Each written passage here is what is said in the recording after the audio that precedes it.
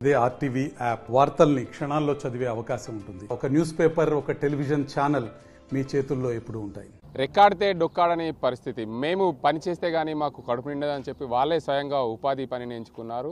ఈ గ్రామంలో ఇంటింటికి ఒక లారీ ఉంటుంది. మా ప్రాంతంలో లారీలు కొనుక్కొని మేము ఉపాధి పొందుతున్నాం. గల్ఫ్ బాట పట్టినాం. గల్ఫ్లో మాకు సరైన పనులు దొరకక ఇబ్బందులు పడ్డాం. ఇక్కడికి వచ్చి మేము లారీలు కొనుక్కున్నామని చెప్పి ఈ గ్రామస్తులు అయితే చెప్తున్నారు. ప్రభుత్వాలు మారినా ఎవరు ఏం చేసినా మాకు పని చేసుకుంటేనే కడుపు నిండుతుంది కనుక ఈ ప్రాంతంలో అత్యధికంగా వ్యవసాయం మీద ఆధారపడ్డ కుటుంబాలు ఉంటాయి. అందులో భాగంగా ఇంటింటికి ఈ నాకా తండా, అదేవిధంగా మాదాపూర్, నక్కా తండా ప్రాంతాల్లో ఇంటింటికి తండాల్లో లారీలు కొనుక్కొని వాళ్ళు ఉపాధి పొందుతున్న పరిస్థితి. అసలు లారీలు కొనుక్కోవడానికి ప్రధానంగా ఏమి ముందుకు వచ్చింది, వారి దగ్గర అసలు ఈ ఆలోచన ఎందుకు వచ్చింది అనే అంశానికి సంబంధించి ఇక్కడ యువకులు ఉన్నారు. చెప్పండి, మీరు ఈ ప్రాంతంలో లారీలు ఎందుకు కొనుక్కున్నారు? అంటే మాకు జాబ్స్ అనేవి ఎక్కువగా రాకుండా, అంటే మాకు ఎక్కువ అవకాశాలు అనేది జాబ్స్లలో లేవు. అంటే ఎంత చదువుకున్నా కానీ జాబ్స్ అనేవి వస్తాయని గ్యారంటీ అనేది లేదు. అందుకనే మేము మా కాళ్ళపైన మేము నిలబడాలని చెప్పి లారీలు అనేవి మేము కొనుక్కున్నాము. ఇక దానివల్ల ఇక అప్పులు అవి చేసి లారీలు తీసుకొని ఇక దానివల్ల వచ్చే పైసలతో మాకు కూడా కొద్దిగా ఫైనాన్షియల్గా కూడా సపోర్టింగ్ ఉంది. ఇక దానివల్ల అనేది ఇప్పుడు లారీలో ఏం చేస్తారు, ఎక్కడికి తీసుకెళ్తారు, ఏం చేస్తారు అంటే అటు మెదక్ డిస్టిక్ నుంచి తుప్రాన్ సైడ్ అటు కామారెడ్డి అవతల నుంచి మొత్తం ఉన్న ఊర్లలో నుంచి అటు ఎక్కువ గొర్రెలు అనేది వాళ్ళు ఇది చేస్తారు కాబట్టి అక్కడ నుంచి గొల్లేరు లేదా పెండ, కోడేరు అటు నుంచి తీసుకొచ్చి ఇటు ఇక్కడ తరలిస్తాము. ఇక్కడ నుంచి ఆర్మూర్ నుంచి అంటే మొత్తం నిర్మల్ దాకా, అటు కమ్మర్పల్లి, జగిత్యాలు అక్కడ దాకా మొత్తము సప్లై చేస్తాం. ఎందుకంటే అటే ఎక్కువ అనేది పసుపులు అనేది అటే ఎక్కువ పండిస్తారు. ఇక పసుపులకని లేదా జొన్నలకని లేదా మక్కలకి వీటికి యూజ్ చేస్తారు. వాళ్ళు ఏంటంటే ఫర్టిలైజర్స్ అనేది ఎక్కువ యూజ్ చేయరు. మొత్తం ఈ ఎరువులు కొట్టి ఇక దాంతో మంచిగా లగ్గు వస్తుంది అని చెప్పి అదే ఎక్కువ యూజ్ చేస్తారు. ఇక దానివల్ల ఇప్పుడు అందుకనే ఇటు ఎరువులకు అనేది డిమాండ్ అయింది. మేము కూడా ఇక ఒక లారీతో ఇంకో లారీతో ఇంకోటి ఒకళ్ళు చేసి దానివల్ల ఇక అందరు జాబ్ చేస్తున్న వాళ్ళు ఇక అక్కడ నుంచి వచ్చేసి మన కాళ్ళపైన మనం నిలబడమని అందరూ ఇంటికి ఒక లారీ అనేది ఉన్నది ఇప్పుడు ప్రస్తుతానికి. ఇక దానివల్ల ఇక మనతో ఇంకా ఒక 5-10 మంది అనేది బతుకుతున్నారు. అంటే మన దగ్గర ఉపాధి ఇస్తున్నాము. ఒక 10 మంది అయితే ఉంటారు ఒక సీజన్లో. మీరు చెప్పండి, మీకు ఎన్ని లారీలు ఉన్నాయి, ఏంటిది అసలు? మాకు 2 లారీలు ఉన్నాయండి. ఏం చేస్తారు లారీలు? ఏం లేదు, ఇదే ఇప్పుడు చెప్పిన దందా వేసుకుంటాము. మేము దందా వేసుకుంటాము. వడ్ల సీజన్లో వడ్లు కట్టుకుంటాము, ఎరువుల సీజన్లో ఎరువులు కొట్టుకుంటాము. అన్ని సీజన్లు కొట్టుకొని తర్వాతనే 6 నెలలు నడవయి అయినా టెక్స్లు అయినా ఫిట్నెస్ గ్రీన్ టెక్స్లు అయినా 6 నెలలు ఇంటికానే పెట్టుకుంటాం. బండ్లు అయినా టెక్స్లు కానీ ఫిట్నెస్లు కానీ అన్నీ కట్టుకుంటాము. పేపర్లను క్లియర్ ఉంచుకుంటాము. ఇలాగే ఆన్ సీజన్లో ఇంటికానే ఉంటాయి బండ్లు. సీజన్ ఉన్నప్పుడు సీజన్ కట్టుకుంటాము. ఎరువులు కానీ ఇప్పుడు సీజన్ వస్తుంది మాకు ఎండాకాలము. ఇప్పుడు ఈ మన ఇది అనేది అడ్లు అనేది కొట్టుకుంటాం. ఇప్పుడు కొట్టుకున్న తర్వాత ఎరువులు మెల్లమెల్లగా స్టార్ట్ అయితే మెల్లమెల్లగా అక్కడికి వెళ్ళి తరలించుకుంటా ఇటు చేసి పనులు చేసుకుంటాము. మరికొంతమంది ఉన్నారు.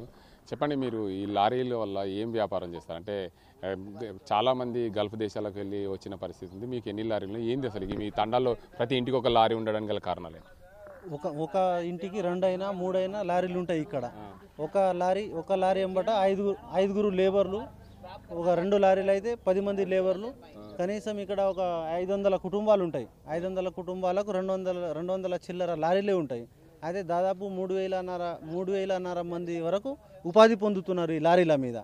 ఈ లారీల మీదనే ఉపాధి పొందుతున్నారు. వీరు కోడి ఎరువు కానీ, మన గొర్రెరు కానీ, పేడ కానీ, పశువుల పేడ కానీ అక్కడ మన ఆర్మూర్ సైడ్ అంక్సాపూర్ కానీ ఆర్మూర్ మెండోరా ఆ సైడ్లోనే ఈ ఎరువులు బాగా వాడతారు. కాబట్టి అక్కడ నుంచి మన మెదక్ ఏరియాలో నుంచి తీసుకొచ్చి ఇక్కడ అమ్ముకుంటాం. అందులో వచ్చిన లాభాలతోనే మా కుటుంబం పోషణకు ఈ లారీలు మాకు దిక్కు అయినాయి. ఇప్పుడు అంటే మీరు గల్ఫ్ పోయి వచ్చారా ఇంతకుముందు? ఏంటి అసలు మీ ప్రాంతంలో ఈ లారీల పైపు అందరు ప్రతి ఇంటికి ఒక లారీ ఎందుకు వచ్చింది?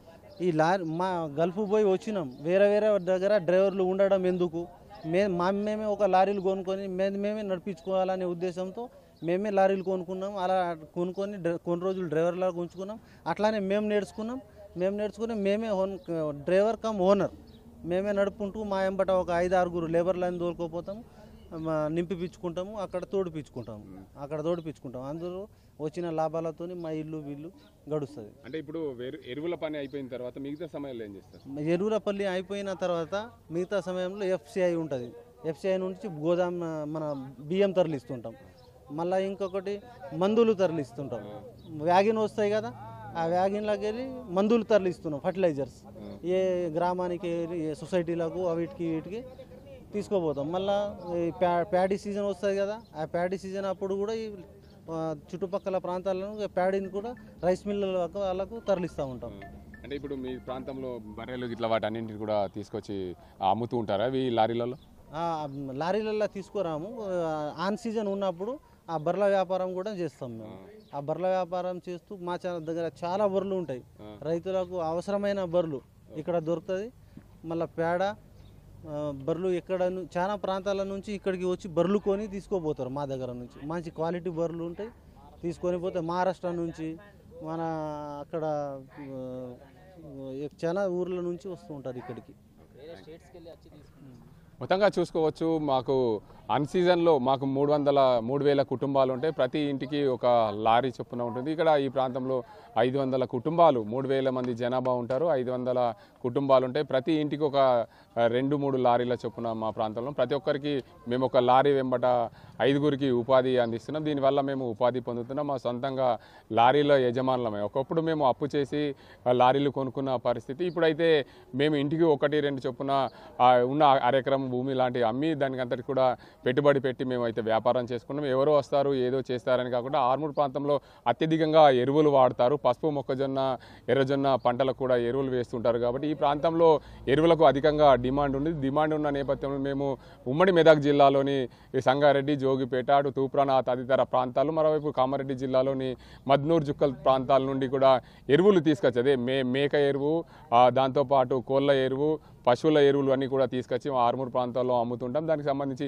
అతిగా డిమాండ్ ఉంది. అన్ సీజన్లో మాత్రము మేము ధాన్యానికి సంబంధించి ఎఫ్సిఐలకు ధాన్యాన్ని తరలిస్తాం. దాంతోపాటు ఈ ప్రాంతంలో ఉన్న రైతులకు కావాల్సిన బర్రెలు, ఏదైతే పశువులు బర్రెలు పాల కోసం అయితే ఎవరైతే కావాలనుకుంటారో వాళ్ళ కోసం కూడా మేము బర్రెలు అన్ సీజన్లో ఇక్కడికి కావాల్సిన బర్రెలను కూడా అమ్ముతుంటాం.